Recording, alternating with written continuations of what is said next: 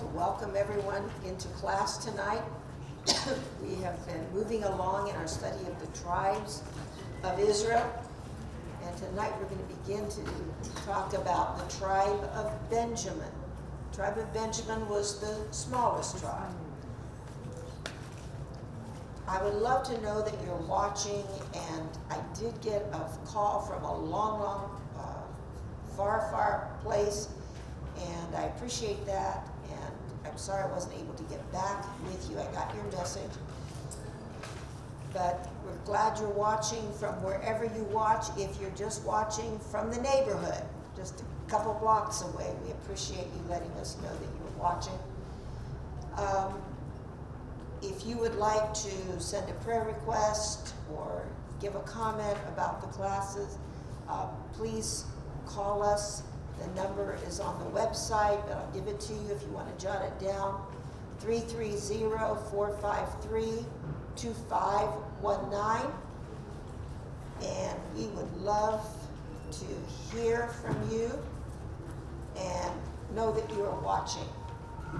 If you would like to give in response to the teaching you're receiving, you can do that through the website or by mailing it in. And we do appreciate it. I know so many of you are sending your offering in and just marking it Joe Ash Chest, and we know when you do that, it is for the Wednesday night classes. Okay, we are looking at the tribe of Benjamin, and we're going to go back to Genesis chapter 49.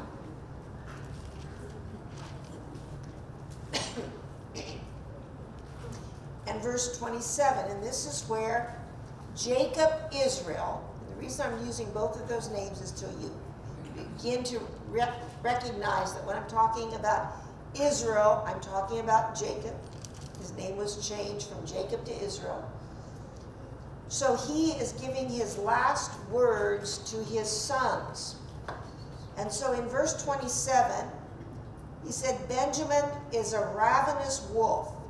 In the morning he shall devour the prey, and at night he shall divide the spoil. So here's some background. If you have your chart, you can look at it. You know that Benjamin was Jacob's son by Rachel. And you know, Rachel was the one that Jacob's heart was bound to. He loved Rachel. So you will see that Rachel gave Jacob two sons, Joseph and Benjamin. So after Joshua led the children of Israel into the promised land, and they claimed it, and they fought for it. Now God had given it to them and said, but you're going to have to fight for it. There was a gap of time when there was no leader, right? You had Moses, and then you had Joshua who led the children of Israel into the promised land, and then there was a period of time when there was no one leader. And that is the time period that we call the period of the judges. And the judges came from many tribes. And there's a book in the Bible called what? Judges. And so we have Othniel, who was from the tribe of Judah. And I've given you some scriptures. You can look those up and see where it references the judges. And for anybody who went to Bible college, who took the Bible college admissions test, the BCAT, you will never forget this one, because it's on the Bible college admission test. And it was almost no one got it. I mean, almost everybody misses that question. And it's who was the only left-handed judge? And it was Ehud. Ehud. And I even have a note here, a question on the BCAT. But why I'm mentioning him was he was from the tribe of Benjamin. So even though it was the smallest tribe, they had a judge. You had Shamgar, and we believe, and the reason why I put question mark there is we believe from inference that he was from the tribe of Naphtali. Then you had Deborah, female judge, from the tribe of Ephraim. Barak, we know, is from the tribe of Naphtali. Gideon from the tribe of Manasseh. Abimelech from the tribe of Manasseh. Tola from the tribe of Issachar. And we talked a little bit about Tola, remember, last week. He was a Gileadite. Then we had Jair from the tribe of Manasseh. Jephthah from the tribe of Manasseh. And you will probably remember the story of Jephthah and his daughter. Anyone remember? Okay. One person remembers. He made a vow, because if God would give him the victory, that he would sacrifice the first living thing that came out to meet him, and it happened to be his daughter. Ibzan, the tribe of Judah or Zebulun, where again it's not real clear, but we know that from the area it had to be Judah or Zebulun. Elon, Zebulun. Abdon, Ephraim. And a very interesting one, Samson from the tribe of Dan. And if you listen to Sunday, there's some very interesting things. I've thrown them out in tidbits occasionally, but very interesting about Samson and how we know a little bit about Samson and how the story of Samson got migrated too. The story of Samson went with the migrants as they migrated. And then, how many know what happens sometimes to, you tell it something and then, and then somebody else tells it, and they tell it a little bit differently. So I'm going to just throw it out to you. How many have ever heard of Hercules? Now just begin to think, connect some dots. When the tribe of Dan traveled, you think they aren't going to tell about one of their most famous tribe members, his strength, his exploits? It just happens that when they got into another area, people grabbed onto it, and it became Hercules.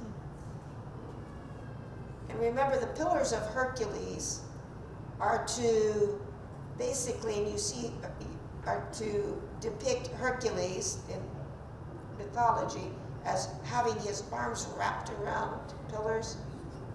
Now, how many are connecting some dots now? Samson, that's how he brought down the Philistine temple. Very interesting. So we know that Paul says in Romans 9:29, we looked at that. And I want to go back there just so you will refresh your memory, because it's been a while since we were in Romans 9:29 and doing this. But if you will look at Romans 9:29, very interesting. And the Apostle Paul was a member of what tribe? Benjamin. And he says, and he quotes Isaiah, and as Isaiah said before, unless the Lord of Sabaoth had left us a seed, we would have become like Sodom, and we would have been made like Gomorrah. He's talking about God's preservation of Israel. And I dare say he had in mind his own tribe, smallest tribe, a tribe that was almost totally wiped out. Had it not been for a plan that God came up with and gave them to preserve the tribe of Benjamin. It's kind of interesting. So now we're going to say, well, why did that happen? And what happened that Benjamin became so small? Well, in the book of Judges is the story of the rape and murder of a concubine of a Levite. So I want us to go to Judges 19.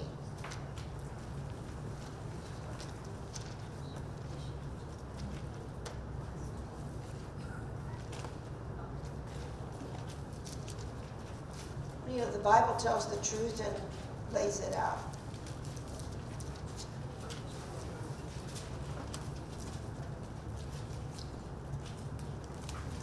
Judges 19:1. And it came to pass in those days when there was no king in Israel. So there's no king in Israel. It's the time of the judges.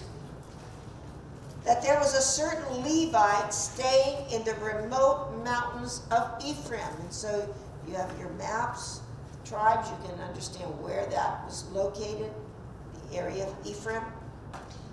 He took for himself a concubine from Bethlehem in Judah. So now you see something happening. He's a Levite. He is staying in the remote mountains of Ephraim. How many know Ephraim is their territory is quite a ways from Bethlehem and Judah. But his concubine played the harlot against him and went away from him to her father's house. And that just so happened that the father's house was at Bethlehem in Judah. So she goes from Ephraim to Bethlehem in Judah. And she was there 4 whole months. Then her husband arose and went after her to speak kindly to her and bring her back, having his servant and a couple of donkeys with him. So she brought him into her father's house, and when the father of the young woman saw him, he was glad to meet him. Now the father-in-law, the young woman's father, detained him, and he stayed with him 3 days. So they ate and drank and lodged there. And it came to pass on the 4th day that they arose early in the morning, and he stood to depart. But the young woman's father said to his son-in-law, "Refresh your heart with a morsel of bread, and afterward go your way." So you can see what the father's doing. He's trying to just delay her going back with him. So they sat down, and the 2 of them ate and drank together. Then the young woman's father said to the man, "Please be content to stay all night, and let your heart be merry." And when the man stood to depart, his father-in-law urged him, so he lodged there again. So this has been working. Then he arose early in the morning on the 5th day to depart. But the young woman's father said, "Please refresh your heart." So they delayed until afternoon, and both of them ate. And when the man stood to depart, he and his concubine and his servant, his father-in-law, the young woman's father, said to him, "Look, the day is now drawing toward evening. Please spend the night. See, the day is coming to an end. Lodge here that your heart may be merry. Tomorrow go your way early so that you may get home." However, the man was not willing to spend that night. So he arose and departed and came to opposite Jebus, that is Jerusalem. So now, those of you who've been to Israel, you know it's not that far from Bethlehem to Jerusalem. With him were the 2 saddled donkeys. His concubine were also with him. They were near Jebus, and the day was far spent. And the servant said to his master, "Come, please, and let us turn aside into the city of the Jebusites and lodge in it." But his master said to him, "We will not turn aside here into a city of foreigners who are not of the children of Israel. We will go on to Gibeah." And that was not a good thing to happen. So I'm going to stop here, and then we're going to pick up at 13. Okay. So what we see is the concubine was from Bethlehem in Judah. Different tribe, different area. The Levite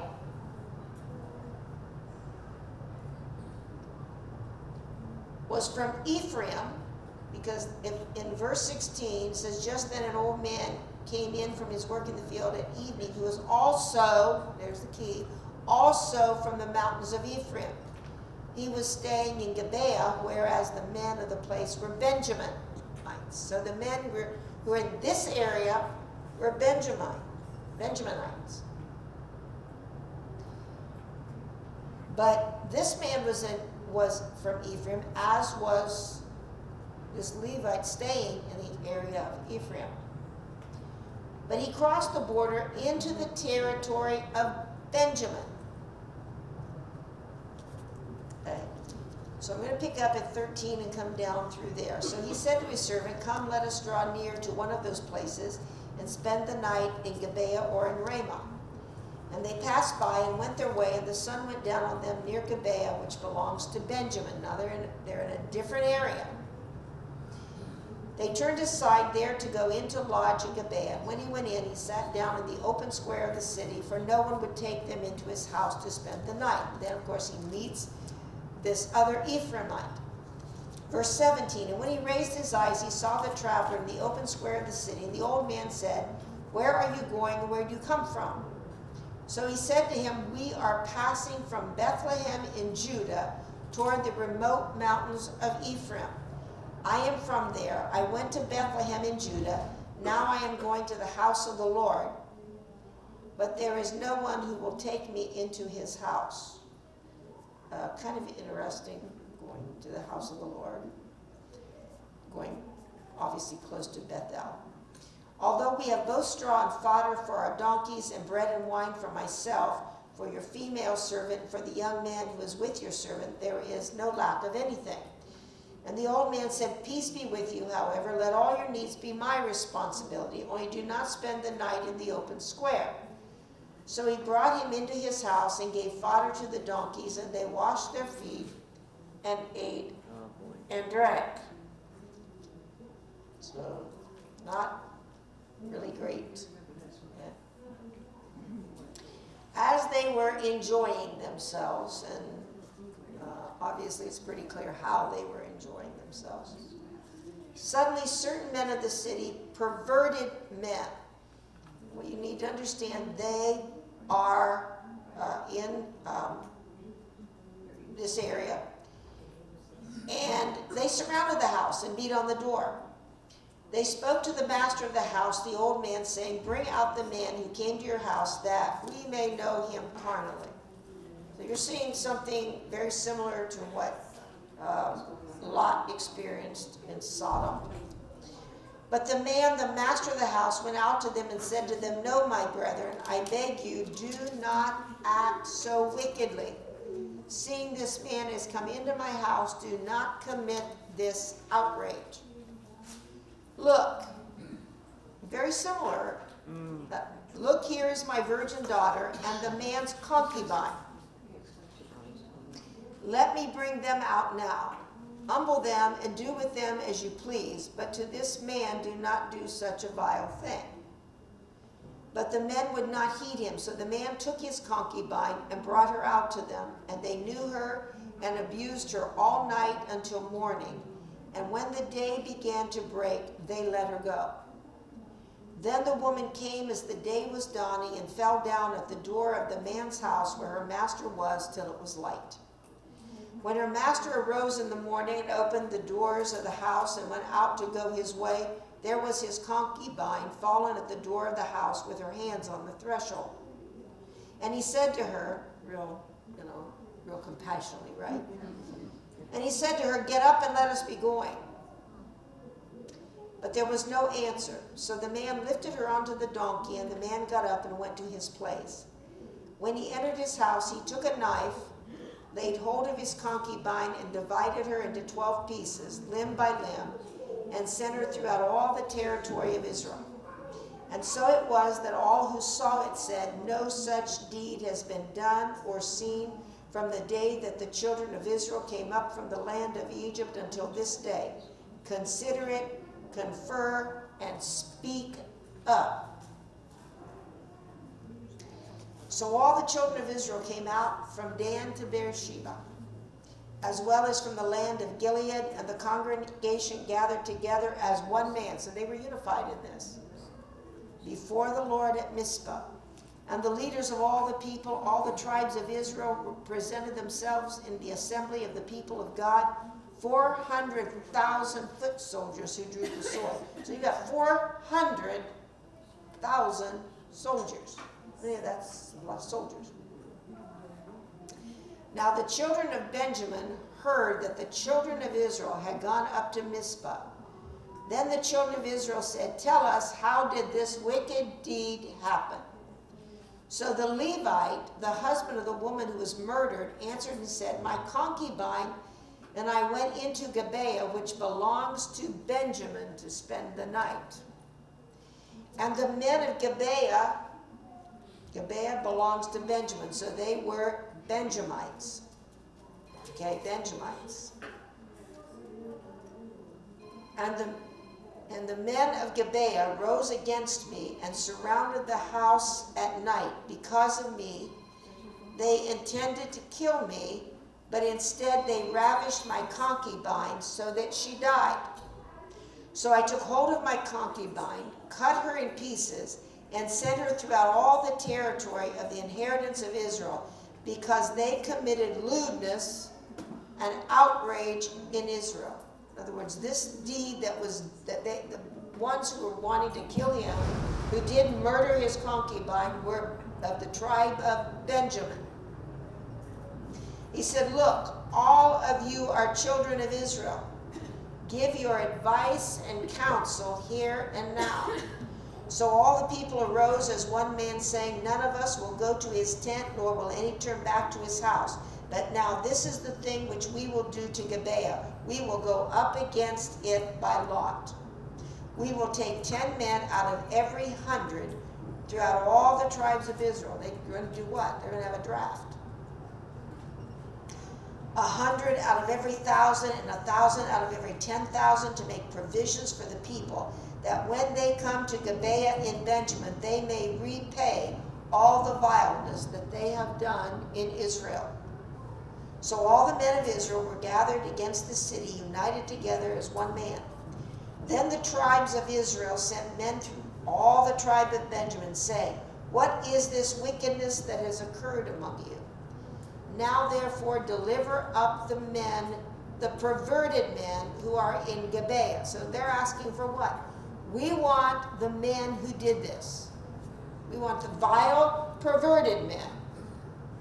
And you need to step up to the plate and give us these men, that we may put them to death and remove the evil from Israel. Now here was the sin of Benjamin. But all the children of Benjamin would not listen to the voice of their brethren, the children of Israel. Instead, the children of Benjamin gathered together from their cities to Gibeah to go to battle against the children of Israel. And from their cities at that time, the children of Benjamin numbered 26,000 men who drew the sword. So now you're talking about 400,000 men against 26,000 men, besides the inhabitants of Gibeah, who numbered 700 select men. Among all this people were 700 select men who were left-handed. Everyone could sling a stone at a hair's breadth and not miss. They're skillful.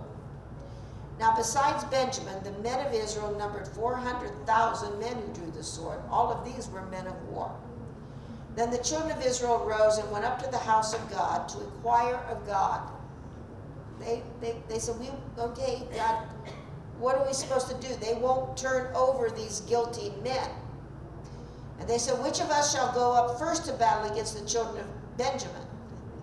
And the Lord said, "Send Judah first." Send Judah first. Judah first. So the children of Israel rose in the morning and encamped against Gibeah. And the men of Israel went out to battle against Benjamin. And the men of Israel put themselves in battle array to fight against them at Gibeah. Then the children of Benjamin came out of Gibeah, and on that day cut down the ground 22,000 men of the Israelites. So they're coming out. It's bad. And the people, that is the men of Israel, encouraged themselves and again formed the battle line at the place where they put themselves in array on the first day. And by the way, when it said they went up to the house of the Lord to inquire, remember that the tabernacle was at Gibeah. Then the children of Israel went up and wept before the Lord until evening, and asked counsel of the Lord, saying, "Shall I again draw near for battle against the children of my brother Benjamin?" Now you notice kind of back it up a little bit. After all, he is a brother. Shall we go out against our brother Benjamin, or just let this thing go? And the Lord said, go up against him. So the children of Israel approached the children of Benjamin on the second day. And Benjamin went out against them from Gibeah on the second day and cut down to the ground 18,000 more of the children of Israel. All these drew the sword. Then all the children of Israel, that is all the people, went up and came to the house of God and wept.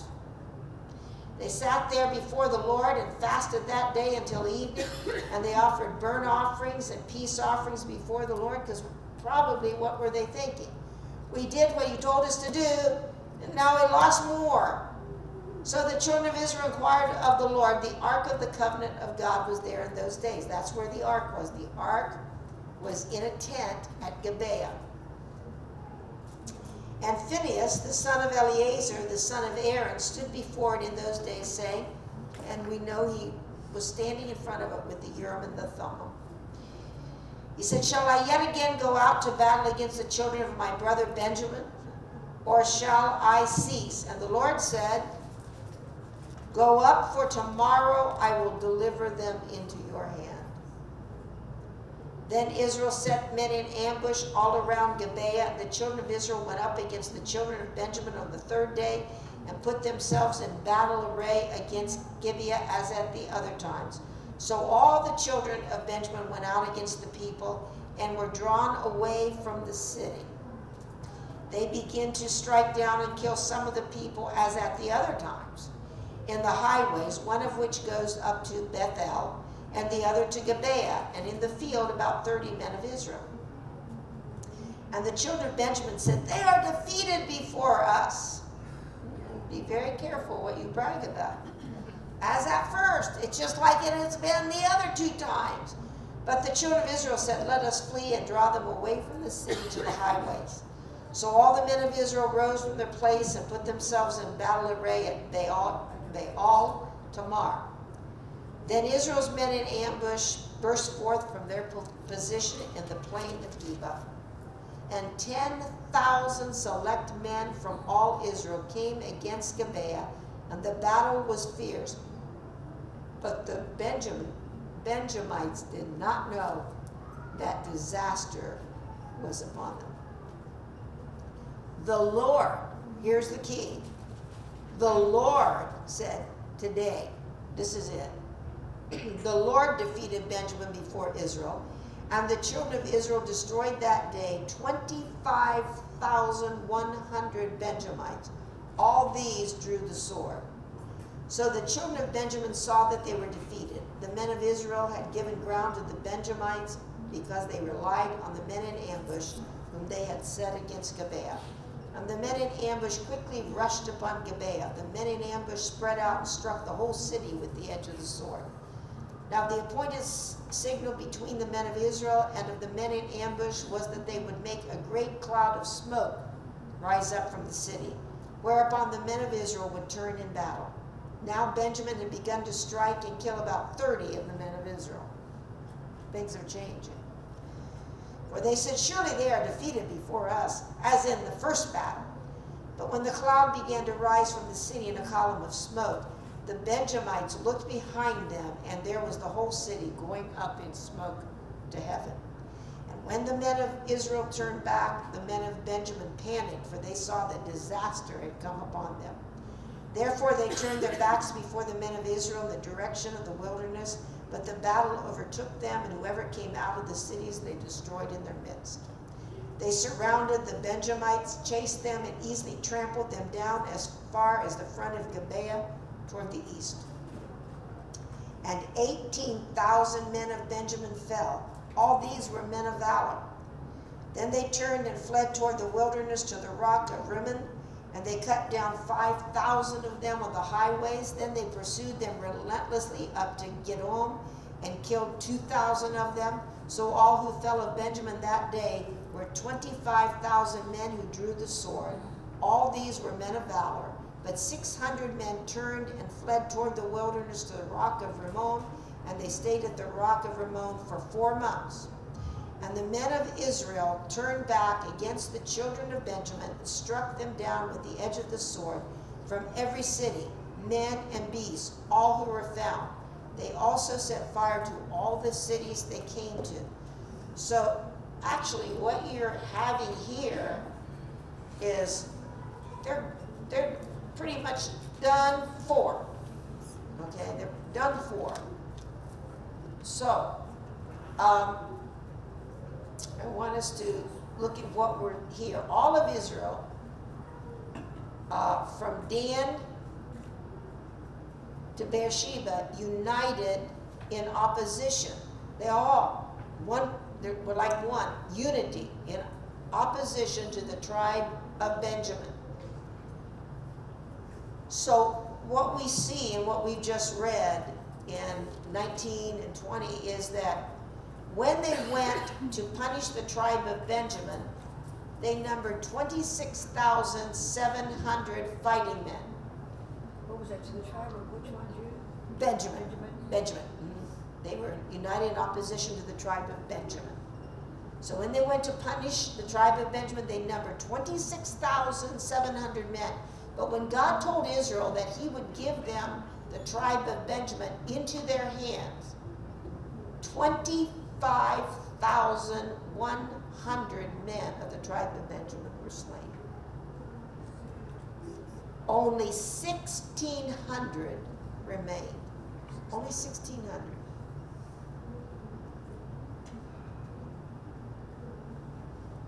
And we already read verses 44 to 48.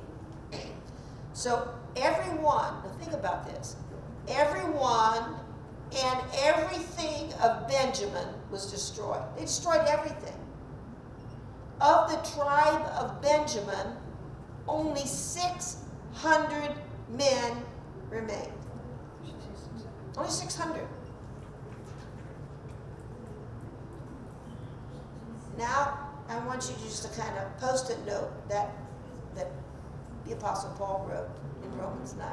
Had God not left us a remnant, we would have all been like Sodom. And there was a reason why he said Sodom. It would have been totally destroyed, wiped out, nothing but probably just burning rubbish. So now let's look at the 21st chapter of Judges. Now the men of Israel had sworn an oath at Mizpah, saying, none of us shall give his daughter to Benjamin as a wife. Now here's the dilemma, folks. If no one in all of the house of Israel, all of the tribes of Israel, they've taken an oath, we will not give our daughters to Benjamin as a wife. So that's out. They've killed everything else. There aren't enough men to go around. What's going to happen? The tribe's going to die out. They're going to lose one of the 12 tribes. Then the people came to the house of God, again, the tabernacle of Gibeah, and remained there before God till evening. They lifted up their voices and wept bitterly. Now, these are the people of Israel. They've just seen the carnage. They've punished Benjamin so severely. And they said, O Lord God of Israel, why has this come to pass in Israel that today there should be one tribe missing in Israel? They recognize the handwritings on the wall. This tribe cannot survive with just 600 men. It will eventually die out. So it was on the next morning that the people rose early and built an altar there and offered burnt offerings and peace offerings. Again, very interesting that the offerings that were offered, if you're familiar with the offerings. Burnt offerings was an offering that totally sacrificed to God. Nothing was held back. Peace offerings was an offering exactly as it says, a reconciliation offering.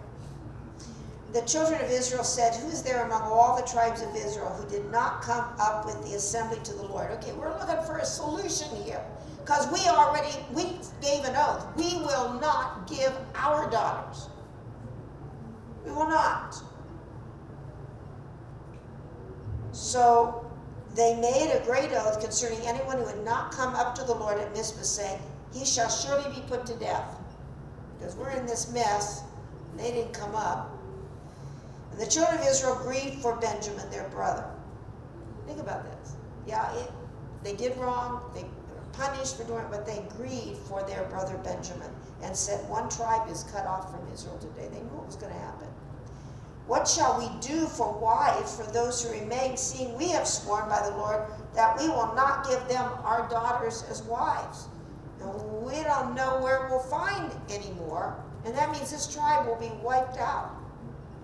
And they said, what one is there from the tribes of Israel who did not come up to Mizpah to the Lord? And in fact, no one had come to the camp from Jabesh Gilead to this assembly. For when the people were counted, indeed not one of the inhabitants of Jabesh Gilead was there. So the congregation sent out there 12,000 of their most valiant men, and commanded them, saying, go and strike the inhabitants of Jabesh Gilead with the edge of the sword, including the women and children. And this is the thing that you shall do. You shall utterly destroy every male and every woman who has known a man intimately. So they found among the inhabitants of Jabesh Gilead 400 young virgins, because they killed everybody else. I know. Different time. But they found 400 young virgins who had not known a man intimately, and they brought them to the camp at Shiloh, which is in the land of Canaan. Then the whole congregation sent word to the children of Benjamin who were at the rock of Ramon and announced peace to them. We're at peace now. We have peace now. We've killed everybody. So Benjamin came back at that time, and they gave them the women whom they had saved alive of the women of Jabesh Gilead. And yet they had not found enough for them. They needed a few more women. And the people grieved for Benjamin because the Lord had made a void in the tribes of Israel. Stop right here. Do you know how many times God gets blamed for things that are not God's fault? God did not cause the evil that started this whole process. He didn't start it. He said, I'll deliver them in your hands because they committed evil. But they said, well, the Lord's made this void in the tribes of Israel. No, the sin was going to make a void in the tribes of Israel. Then the elders of the congregation says, what shall we do for wives for those who remain, since the women of Benjamin have been destroyed? Some things can't be undone. And they said, there must be an inheritance for the survivors of Benjamin. I'm going to stop here. Why did they say that? Why did they say there must be an inheritance for the survivors of Benjamin? Because back when Jacob had blessed his sons and gave his final words, there was a blessing. Prophetic blessing that a tribe may not be destroyed from Israel. However, we cannot give them wives from our daughters, for the children of Israel have sworn an oath, saying, cursed be the one who gives a wife to Benjamin. Then they said, in fact, there is a yearly feast of the Lord in Shiloh, which is north of Bethel, on the east side of the highway that goes up from Bethel to Shechem and south of Lebonah. Therefore they instructed the children of Benjamin, saying, go lie in wait in the vineyards and watch. And just when the daughters of Shiloh come out to perform their dances, then come out from the vineyards, and every man catch a wife for himself from the daughters of Shiloh, then go to the land of Benjamin. Hey, this is Bible.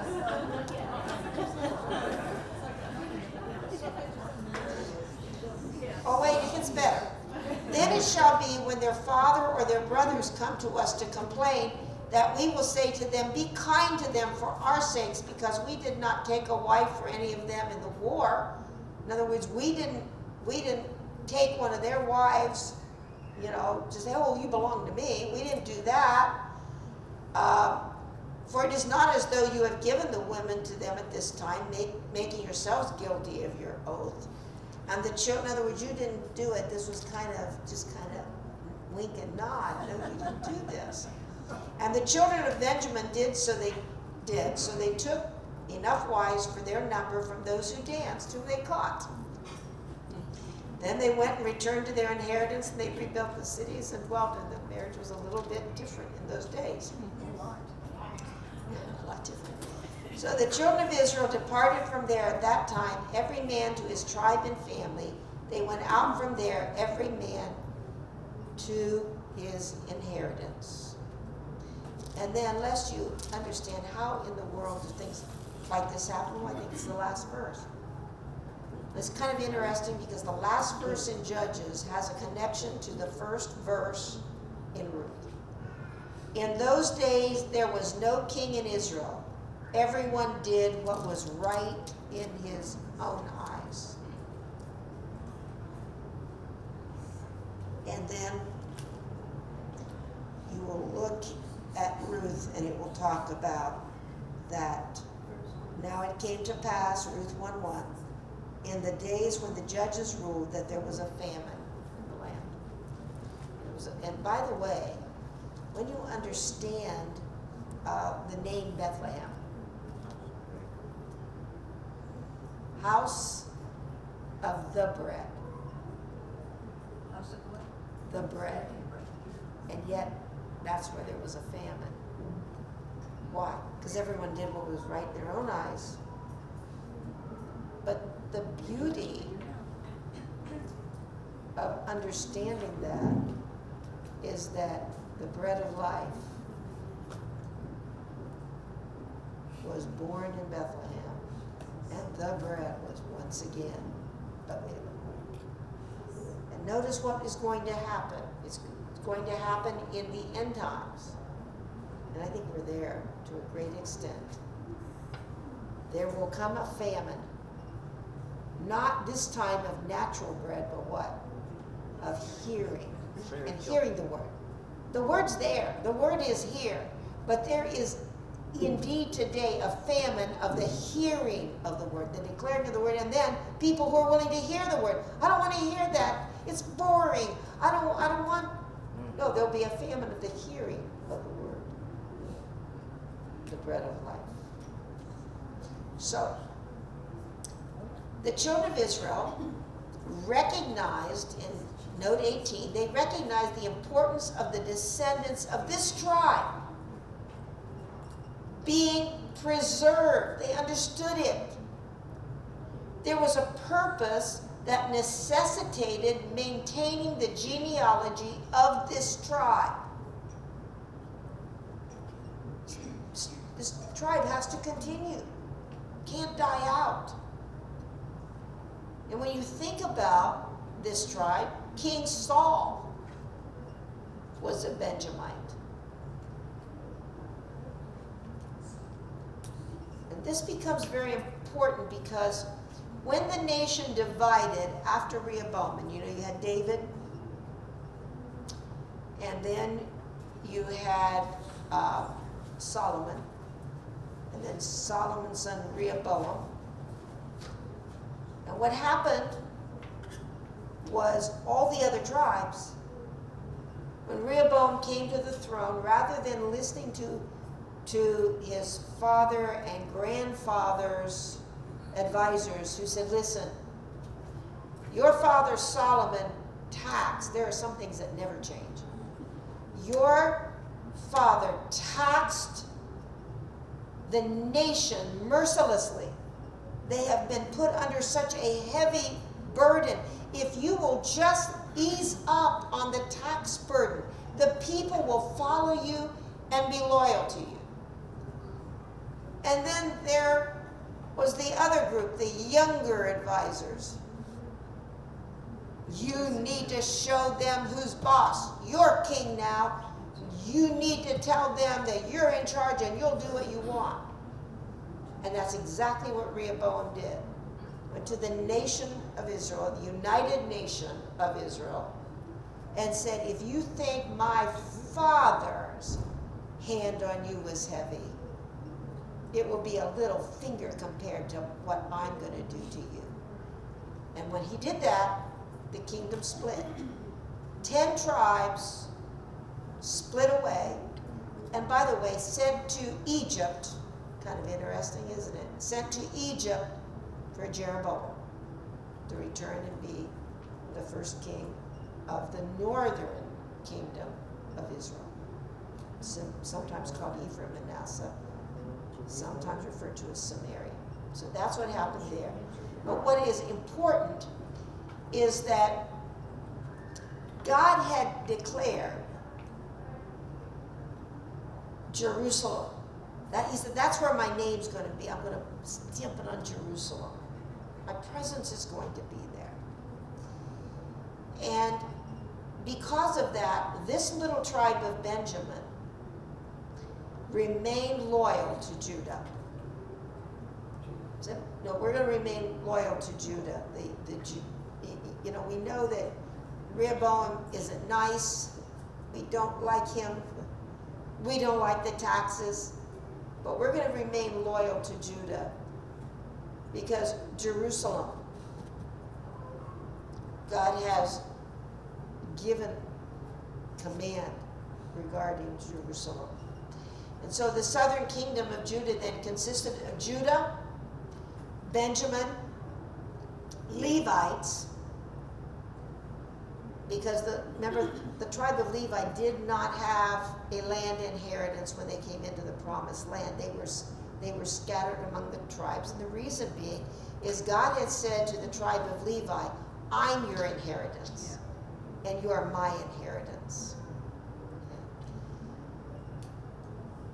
So, and then what happened as time went on, there were some from the tribes of the northern kingdom of Israel who came to Judah during times of revival. Because remember, in the northern kingdom of Israel, there was never a good king. And I've given you that list of the kings. There was never a good one. They were all bad. But in the kingdom of Judah, you'll have some good kings, some bad kings. And I think I gave you I don't know if I did. If I didn't, I should have given you a list of kings, some good, some bad. But what it usually was, good king, bad king, good king, bad king in Judah. But when there would be a good king who would lead the nation back to God, there were certain people belonging to some tribes in the northern kingdom of Israel who then would come to the south during times of revival. By the way, some of those people did not leave. Some may have gone back to the north. Many of them did not. They just decided we're going to stay where the presence of the Lord is. So which means that they would have been scattered at a later time. They're somewhere too. The descendants of those tribes are somewhere too. I just thought I would throw that in. But here's the biggie for us. God's plan, and God will always, always fulfill his plan. Always. The Apostle Paul was of the tribe of Benjamin. And I would say, think about this. What if, I know it seemed bizarre when we read those 3 chapters, but can you imagine what would have happened if the tribe of Benjamin would have been wiped out? Our Bible probably would have been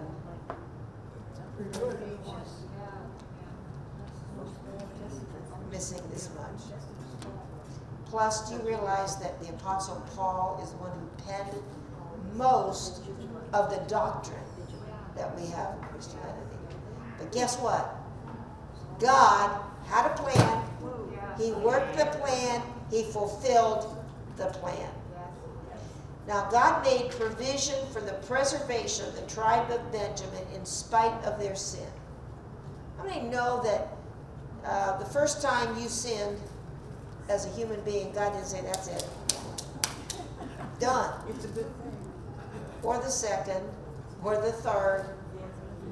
Why? Because you see, God knows the end from the beginning. Now, if we know the end from the beginning, we'd probably get in and mess everything up, right? I'm going to make this happen, right? God just said, I am God. declaring, here's the key, declaring the end from the beginning. So God's grace. See, I hear people say, well, I don't like the Old Testament. I don't like to read the Old Testament. It's just all a bunch of law. Please hear me. If you will read the Old Testament with redeemed eyes, you're going to see that God's grace is evident in the Old Testament. His grace is there. They prayed. Remember, and we understand, what did they do? Yes, they went out, they battled, but they also went to the house of the Lord and wept and prayed and cried out to God. God's promises. He made some promises back in Genesis 49. He wasn't going to renege on those promises in Judges. God's promises and plan will be fulfilled. Why do I say that? Because for everyone sitting in front of me and for everyone that's watching tonight, God has a plan. He has a plan for you. He called you out of darkness into light. He called you out of death into life. And he said that he's going to be faithful. Faithful is he who called you, who also shall bring it to pass.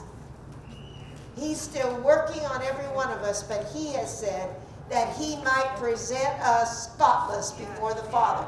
He's going to do what he promised to do. There is a plan.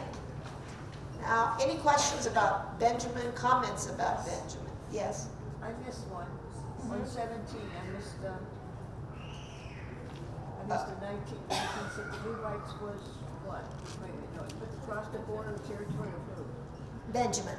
Yeah, that's where the event occurred when they crossed over into the territory of Benjamin. Okay. Maybe a little tribe, but a very important tribe. Now we're going to get into a very interesting tribe. And that is the tribe of Dan. And so for all of those who Did we finish have 19? Yes, God's promises and plan will be fulfilled. And then God made provision for the preservation of the tribe of Benjamin in spite of their sin, and God's grace is evident in the Old Testament. So we go back to Genesis 49.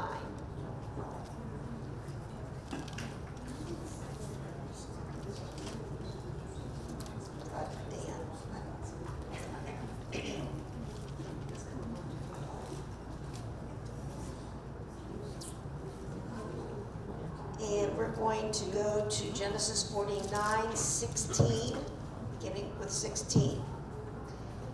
Dan shall judge his people as one of the tribes of Israel.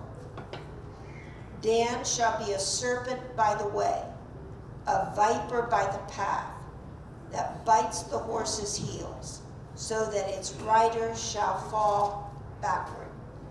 I have waited for your salvation, O Lord. Now I'm going to start by telling you something that I've heard and I disagree with it, so I'm just going to tell you.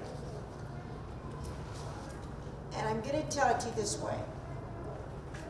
For the most part, every listing of the tribes of Israel, except a couple, are different.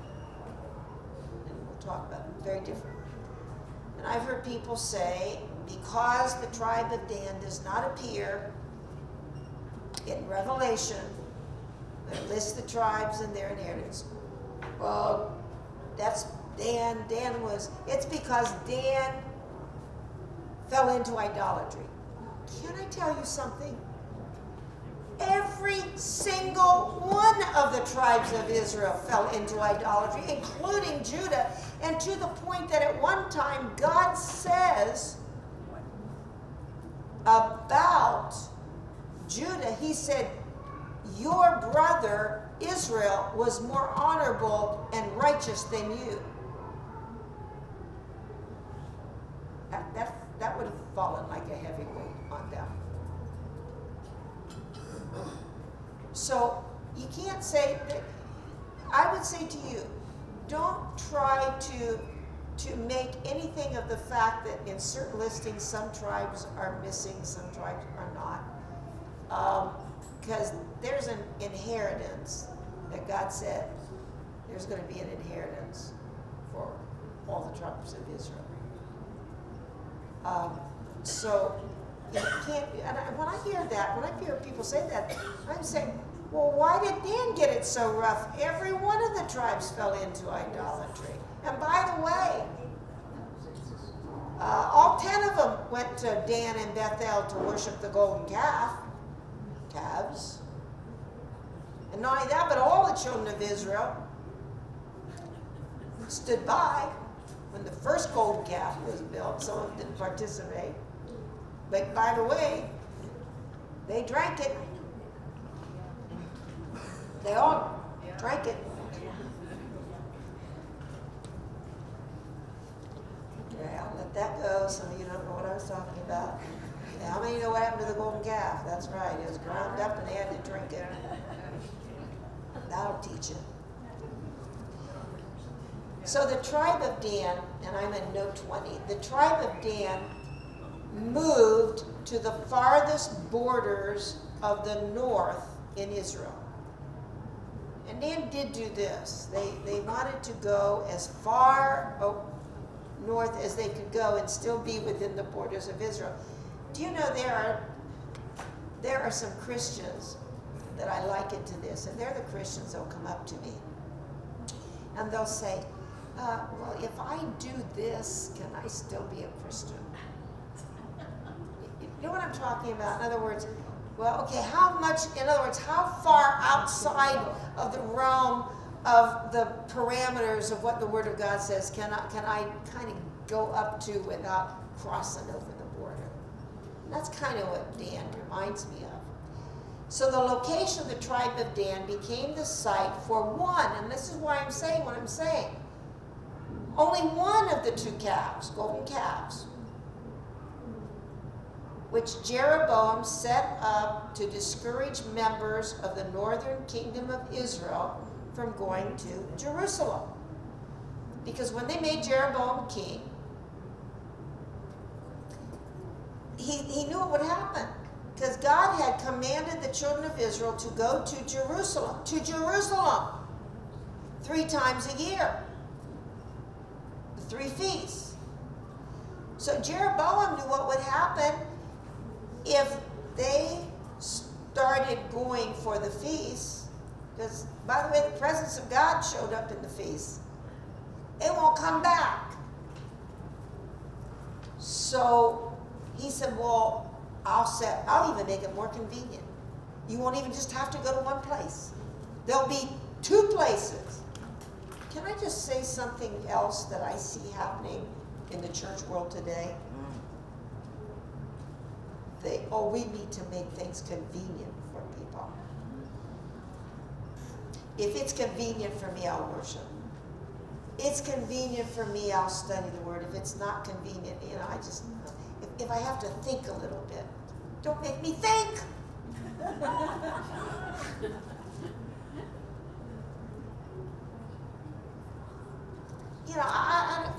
Pretty soon there'll probably be please hear me and fine. Whenever we go to Israel, we may worship on Saturday. That's fine. But how many know that anymore it's, I have my golf game, and so I need a service where I can go because I golf Sunday. I can't come to church. Listen, I don't care. Listen, but the key is find a time to worship. But anymore, it's like, can I just? If you want coffee before service, fine. How many know some people just aren't awake until they have their coffee? And it's okay. I have some very special kinds. They're my favorites, and you have your favorites. But please hear me. There are now churches saying, well, because people, God forbid, they'd have to come early and go to the cafe and get their coffee. No, I want to just bring it in, and while pastor's preaching the sermon, I just want to chill out and drink my coffee. Listen, there's nothing wrong with drinking coffee, but understand, how really engaged are you spiritually when you've got your latte or your mocha? Do you understand what I'm saying? But a lot of places, listen, I have a neighbor lady, and she was telling us all about, she said, well, I just don't go in. I just sit off to the side in the cafe because then I can just drink my coffee and do. Okay. So do you understand the snare? God told them. He said 3 times a year, no matter what, you come to Jerusalem. And now the kingdom divides, and right away the snare's out there. Well, it's not, it's too inconvenient. It's too inconvenient to come.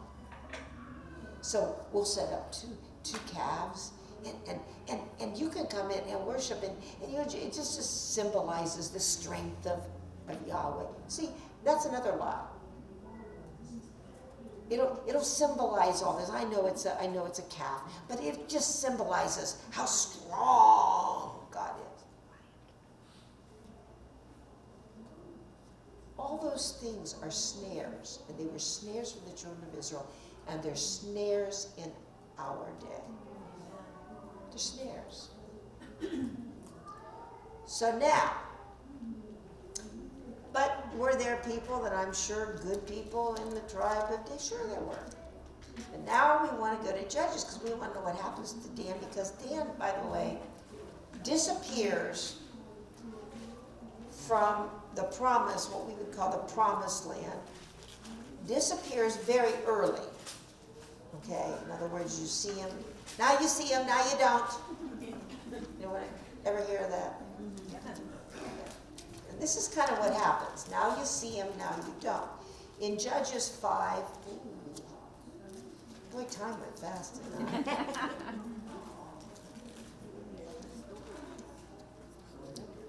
So, Judges 5. Now 5:17. Gilead, so this is saying where they were. And it said Gilead stayed beyond the Jordan. Okay, so that's across the Jordan. Okay, Jordan River.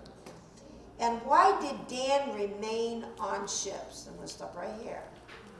So we're in Judges 5, and already what? Evidently, Dan had gone on to ships, journeying in ships, and rather than come, and basically what they're talking about, rather than come in a battle where everyone was needed, Dan remained on ships. Asher continued at the seashore and stayed by his inlands. In other words, we can't be bothered to engage in this warfare.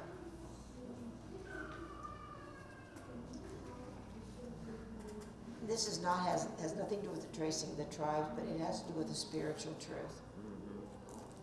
How many have ever heard, well, I just don't want to get involved with this. I just want to say that. Please hear me. In 1973, the church the church world did not get involved in the sanctity of life. We left it, and I would say primarily the Protestant churches did not. And it just kind of happened. And all of a sudden, we woke up and realized that something was the law of the land. I remember, in the case of my parents, said, hey, we've read the Word of God, and I'm talking going back into the 60s. We've read the Word of God, and we're no longer just going to say it, we're going to do it. Our church is open. I remember the telephone calls my parents got. Why are you doing this?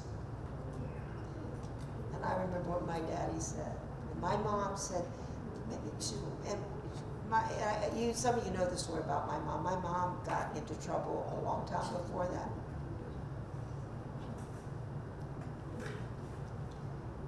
I'm just going to say, she was riding the bus from Canton to Cambridge. She said, if all of us can't go in there and eat our lunch, I'm staying right here and eating my lunch too. My mama was a little spitfire. Some of you knew my mama. She was shorter than me, littler than me. She's like this big.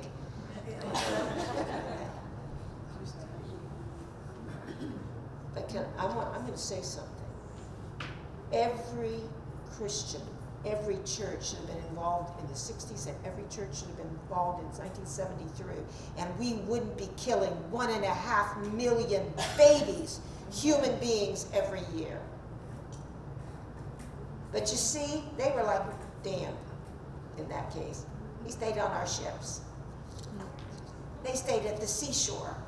That's what it says. Did you not read that? They stayed at the seashore. There was a battle going on. So, they did some things that weren't so stellar. Aren't you glad for God's forgiveness?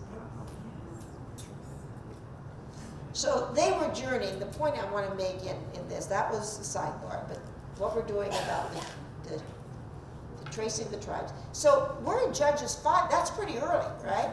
Very early into the Promised Land. And they're in ships very early on in their history in the Promised Land. So as Dan moved and migrated, they continued to tell of their ancestors. You tell about how many of you can know something that your parents or grandparents told you about some ancestor? Okay, 2 people, 2 of us, or some, grandparents, great-grandparents. Okay. Right today, I have a cousin, and he still is on the farm that was given to our family by George Washington. Gave it to our ancestor. His land allotment for fighting the Revolutionary War was that piece of property in Guernsey County, Ohio. He's still on that farm today. The problem is nobody wants it after him, but all these generations. So we heard about that. We even have the listing, because he had to go to an office and say, this is what I have brought into this county, or this area. That wasn't a county. And it listed 1 pot, 2 mules. Those are the kind of story you tell, right? He got this. He fought with George Washington. We hear that. So don't you think, as the tribes traveled, they would carry in the back of their mind these stories that they would tell about their ancestors, because they heard about them. So guess what? Samson was of the tribe of Dan. Judges 13:2.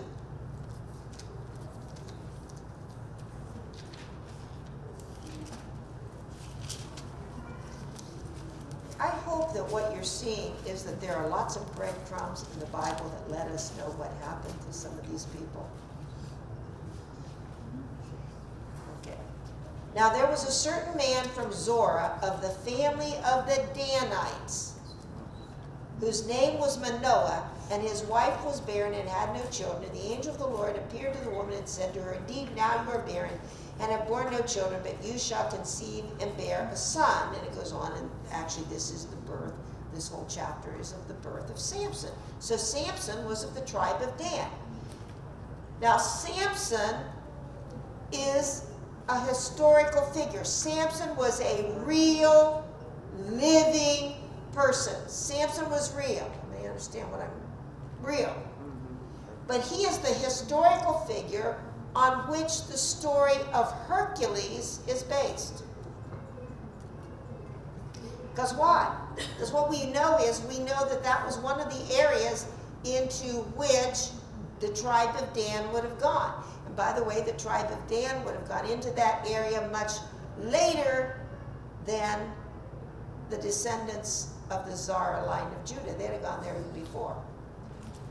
So the pillars of Hercules is the promontories that flank the entrance to the Strait of Gibraltar. And it is one of the areas where the tribe of Dan migrated.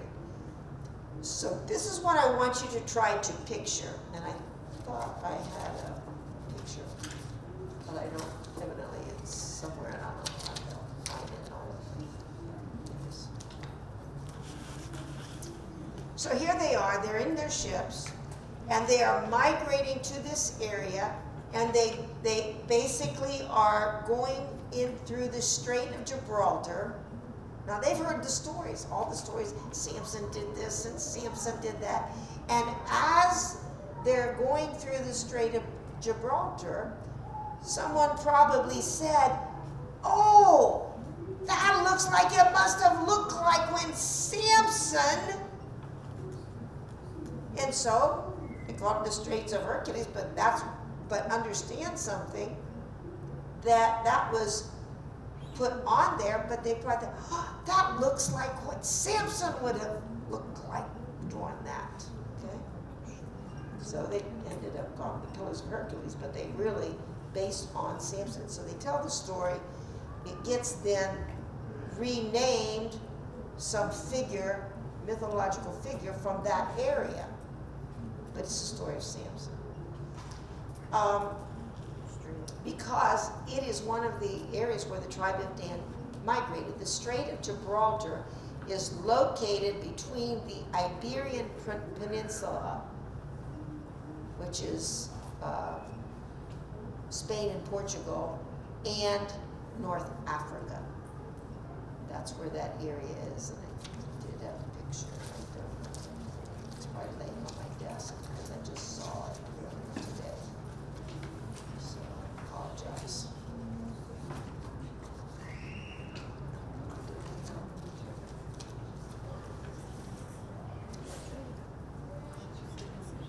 I can, yes, Virginia.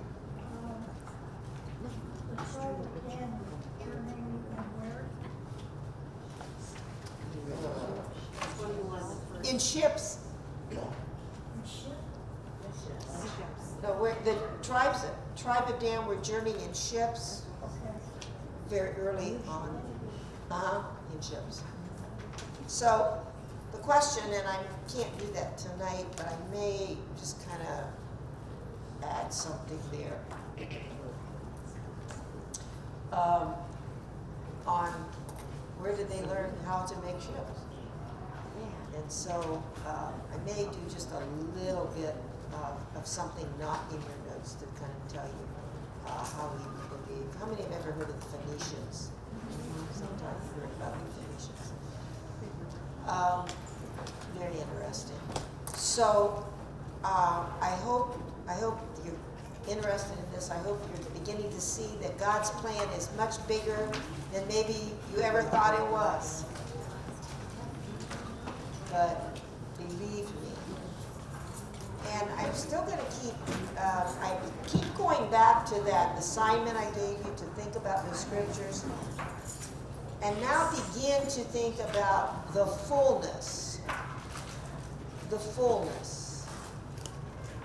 Because I will tell you that this is not the meaning of that scripture of Romans 11:25. It says that blindness in part has happened to Israel until the fullness of the Gentiles. Now this is what I've heard, and I've heard people say this, and I guess I'm going to be just probably making a few more enemies tonight when I tell you this. I do not believe, and I don't believe that that's what Paul had in mind at all, because Paul was a student of the Old Testament. I believe that is what Paul had in mind was not this. Well, when the last Gentile person is saved, then all of a sudden Israel commit. That is not what that scripture means. And it goes all the way back to Genesis. where it talks about Joseph being a fruitful bough and that fullness. And that's why I gave you that handout. How many got the handout? At least looked at it once or twice. I did. And when you put that fullness, aha. I will tell you this. We are looking at what God used to become the fullness of the nations. Listen, it goes far beyond what we ever thought until you began to look in the Bible and historical evidence which lines right up with the Bible. Believe me, they are in places you would never, ever have thought before. And you know how, listen, I believe the Bible. When the Bible says that, I believe it. I believe that the descendants of Abraham are today as the sands of the sea and the stars in heaven. Let me tell you something else. I think it is far beyond what we could even imagine. I believe it. And what is exciting to me is this is true. But what is astounding to me is there are haplogroups. That's why I asked you about your haplogroup. Have you looked at your DNA and your haplogroup? Because what's interesting is where haplogroups show up. Haplogroups are not exactly bunched up somewhere. They're like, oh my goodness, here and here and here. And the question comes, how did this people in this haplogroup, because that's your grouping. That's where your first ancestor came from. And how come there are haplogroups here and here and here and here, and they're the same haplogroup? How did those people get from here in all these different areas? God knows. And that's what becomes, and it was always true, but now all of a sudden, I love it because scientists think that they're so far ahead of this. No, they're still playing catch up. But when we look at it, that's what is so great. I hope that you are watching at home and getting as excited as we are to see how God's plan and promises are being fulfilled, even in our day. Know that God loves you and He cares about you and He has a plan for your life.